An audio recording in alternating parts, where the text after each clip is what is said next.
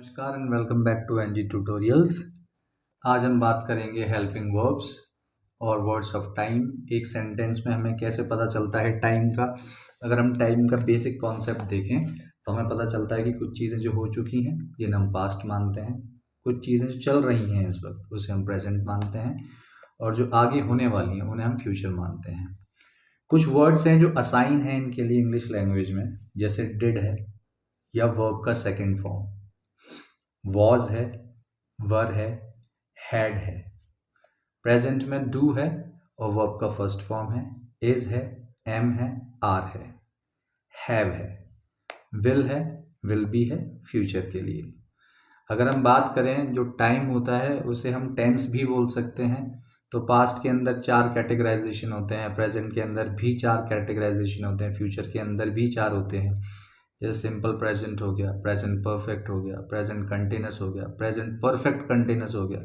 तो ये प्रेजेंट के हो गए। यही 4 क्लासिफिकेशन हमें यहाँ भी देखने को मिलते हैं, लेकिन हम उस डिटेलिंग में नहीं जाएंगे।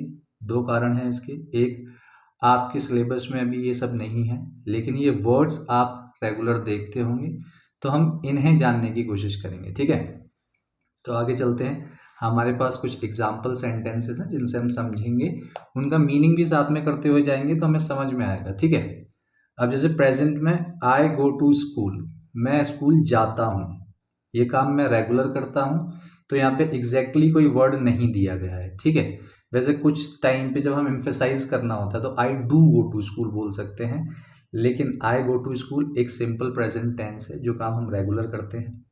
ही ईट्स एट 7 PM, मतलब ये काम वो रेगुलर करता है, वो खाना खाता है 7 बजे डेली। तो हमने ईट्स का इस्तेमाल किया है। यहाँ पे भी आप देखेंगे कोई स्पेशल वर्ड नहीं लगा है, लेकिन एक बात जो ध्यान देने वाली है, यहाँ पे एस लगा हुआ है, सिर्फ ईट नहीं लिखा है, ईट्स लिखा हुआ है। अब थोड़ा सा हम भटकेंगे अपने मेन टॉपिक हेल्पिंग वर्ब से और समझने की कोशिश करेंगे। जो ही है ये थर्ड पर्सन है। फर्स्ट पर्सन होता है जो बोल रहा है, सेकंड पर्सन होता है जिससे बोला जा रहा है, और थर्ड पर्सन होता है जिसके बारे में बोला जा रहा है। अब अगर मैं ही ईट्स एट 7 PM, तो ये बात मैं बोल रहा हूं तो मैं तो हूं फर्स्ट पर्सन।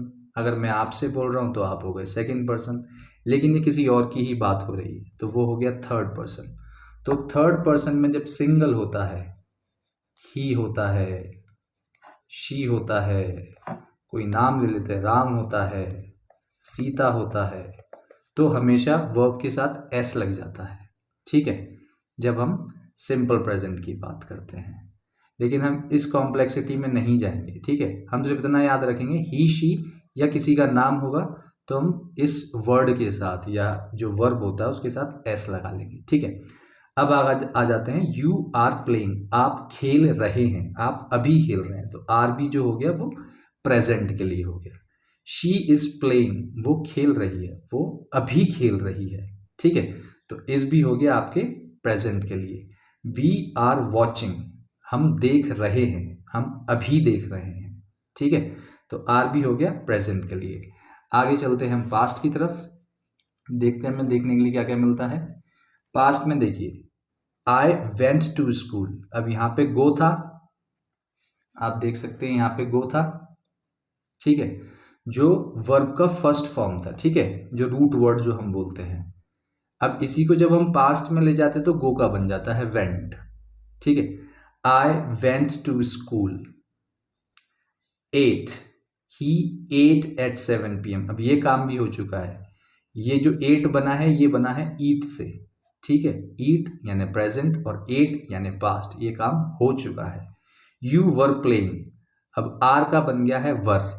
ठीक है, आर मतलब अभी चल रहा है काम और वर मतलब चल रहा था। वी वर सिंगिंग, हम गाना गा रहे थे। ठीक है, तो आर का बन जाता है वर, और जो रूट वर्ड होता है आपका उसका पास्ट में चला जाता है। ठीक है, आगे आ जाते हैं फ्यूचर। फ्यूचर कंपैरेटिवली इजी होता है, हमारे पास सिर्फ विल होता है। ठीक है, I will go to school, he will go to school, लेकिन यहाँ पे जब ING फॉर्म लगती है, जब हम बात करते हैं कोई काम फ्यूचर में चलने वाला है, जैसे कि अगर मैं बात करूँ कि 10 बजे मैं अपने फ्रेंड को फ़ोन करूँगा, तो मेरा दोस्त बताए कि तब तो वो सो रहा होगा। अब ये फ्यूचर में जाके सो रहा होगा, 10 बजे के बाद वो सो जाता है। अब ये काम कंटिन्यूसली चलेगा सुबह तक, तो हम बोल सकते हैं ही विल बी स्लीपिंग। तो ING जब भी आएगा तो फ्यूचर में बी लग जाएगा।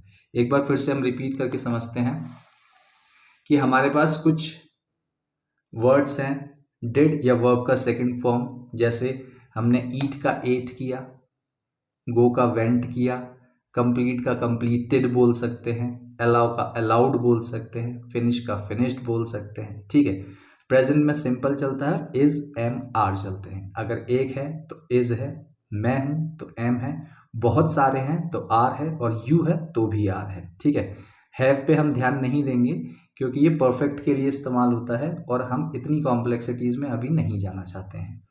विल फ्यूचर के लिए लगता है, आई के साथ भी, यू के साथ भी, वी के साथ भी, दे के साथ भी, ही के साथ भी, सबके साथ विल लग जाएगा।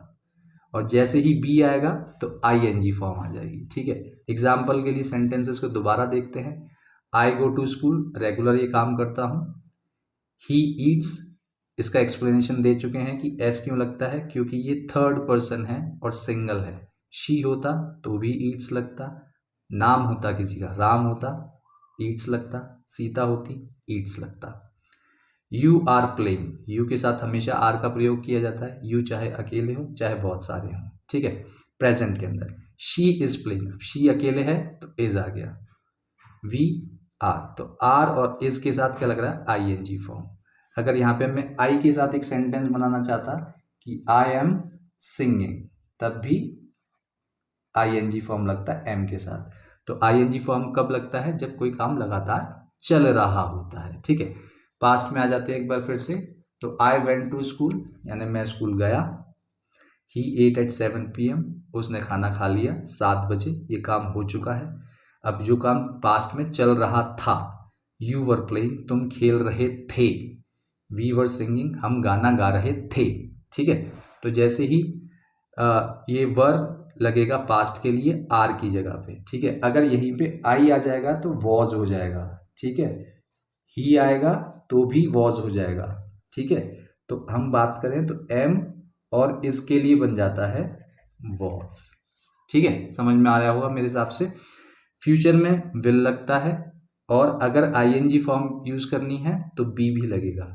हम बी को ये मानते हैं, बी के अंदर हम इंक्लूड करते हैं इसको, एम को और आर को। ठीक है, तो एक बेसिक स्ट्रक्चर पे हम आ चुके हैं। जैसा कि मैंने बोला था कि सेंटेंस फ्रेमिंग के लिए हम ये चीज पढ़ रहे हैं, आपके सिलेबस में नहीं है, बस सेंटेंस कैसे बनाएंगे। तो सबसे पहले जो चीज होगी वो होगा सब्जेक्ट, किसके बारे में बात कर रहे हैं, चलो मेरे बारे में बात करते हैं, तो आई। ठीक है, फिर होगा हेल्पिंग वर्ब जो हमें टाइम के बारे में बताएगा, चलो मैं अभी की बात करता हूं, आई एम। फिर होगा वर्ब, मैं अभी क्या कर रहा हूं, मैं पढ़ा रहा हूं, तो आई एम टीचिंग, है ना। अब अगर मैं आपकी बात करता हूं तो यू के साथ क्या लगता है, हेल्पिंग वर्ब आर, अभी की बात कर रहे हैं, और आप क्या कर रहे हैं, आप अभी पढ़ रहे हैं। ठीक है, अब अगर मैं पास्ट में ले जाने की बात करूंगा तो आई वॉज टीचिंग, आपके लिए बोलूंगा तो यू वर टीचिंग। ठीक है, ING फॉर्म के साथ एम और आर लगता है। अब अगर मैं एक सिंपल सेंटेंस पास्ट का बनाने की कोशिश करूंगा जिसमें ING फॉर्म नहीं लगेगा तो क्या होगा, I completed my homework, you completed your homework. तो यहां पे क्या आ गया, वर्ब का सेकंड फॉर्म। एग्जाम्पल के लिए मैंने ज्यादा नहीं लिखा है क्योंकि मैं चाहता हूं कि एक्सरसाइज में आप करें। तो एक्ट वर्ब का रूट फॉर्म यानी फर्स्ट फॉर्म, एक्टेड पास्ट में चला गया, एक्टेड पास्ट में चला गया। इस पे ध्यान नहीं भी देंगे तो काम चलेगा क्योंकि ये परफेक्ट टेंसेस में लगता है। ठीक है, अलाउ का अलाउड, फिनिश का finished. Most of the times ये सेम रहते हैं पर कभी कभी ये बदल जाते हैं। ठीक है, तो आई होप आपको समझ में आया होगा। मिलते हैं नेक्स्ट सेशन में जहाँ पे हम आपके सिलेबस पे फोकस करते हुए आर्टिकल्स पढ़ेंगे। ठीक है, और डिस्क्राइबिंग वर्ड्स पढ़ेंगे। तब तक के लिए गुड बाय।